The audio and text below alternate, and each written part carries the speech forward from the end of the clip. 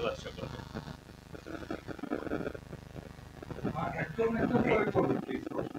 প্রশ্নের আগে আরেকটু আমি বলে নিই, আমি আপনাদের মাধ্যমে পুরা দেশবাসী বিশেষ করে ঢাকা নগরবাসীকে অনুরোধ করব, আপনারা এই গৃহকর্মী গৃহ সহায়তাকারী রাখার পূর্বে অবশ্যই তাদের পরিচিতি নিশ্চিত হবেন। প্রয়োজনে এনআইডি, এক কপি ছবি এবং সেই পুরুষ অথবা মহিলা যেই হোক না কেন তাকে চিহ্নিত করতে পারে এরকম এলাকার দুইজন স্থানীয় গণ্যমান্য ব্যক্তির মোবাইল নাম্বার এবং তাদের শনাক্তকারী হিসাবে তাদের যদি তথ্যগুলো নিয়ে রাখেন, তাহলে এই ধরনের অনাকাঙ্ক্ষিত ঘটনা আমরা এড়াতে পারবো। এই ঘটনাটা অত্যন্ত দুঃখজনক, আমরা চাই না একই ঘটনার পুনরাবৃত্তি হোক।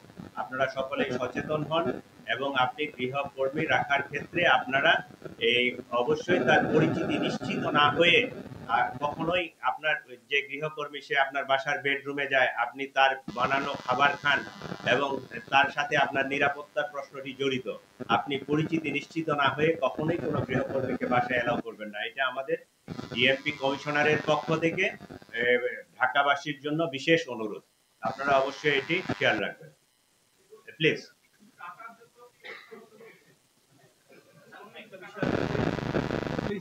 প্রশ্ন একজন একজন করে করেন, রিলেটেড প্রশ্ন হলে আমি অবশ্যই উত্তর দেব।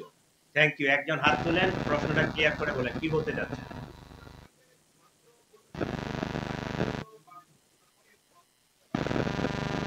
এটা ক্রিমিনালদের একটা সাইকোলজি, সে একটা এলিবাই তৈরি করে, ঠিক আছে। ও যদি 2000 টাকার জন্য বাকবিতণ্ডা হইতো তাহলে সে ইচ্ছা করলে তারপরে দিন আর কাজে নাও আসতে পারতো, কিন্তু সে ছুরি নিয়ে চাকু নিয়ে তারপরে দিন ওই বাসায় ঢুকছে, তার মানে তার যে ক্রাইম করার যে ইন্টেনশন এই মোটিভ নিয়েই সে ঢুকছে। এই ঘটনাটা যেহেতু মহিলাটা মারা গেছে, এখন তার স্বামী জানে কিনা টাকা চুরির বিষয়টা আমরা এখনো এটা কনফার্ম করতে পারি নাই, তবে এটা একটা এলিবাইও হতে পারে।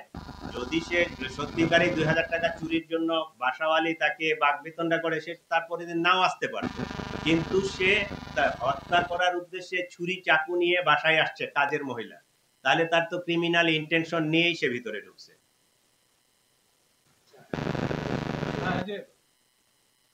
বলেন একটু আমাকে আমি সামনে প্রশ্নটা নিয়ে নেই।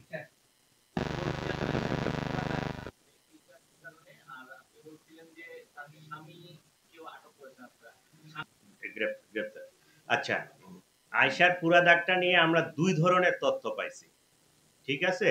এইটা আমরা যেহেতু এখনো ওই যে তদন্তের পর্যায়ে পুরো কনফার্ম হতে পারি নাই, একটা কথা বলতেছে যে সে জেদি টাইপের, তার মায়ের সাথে কোনো এক সময় রাগারাগি করে সে নিজের গায়ে আগুন দিছিল, যে কারণে তার এই পুরাটা, এইটা হলো একটা তথ্য।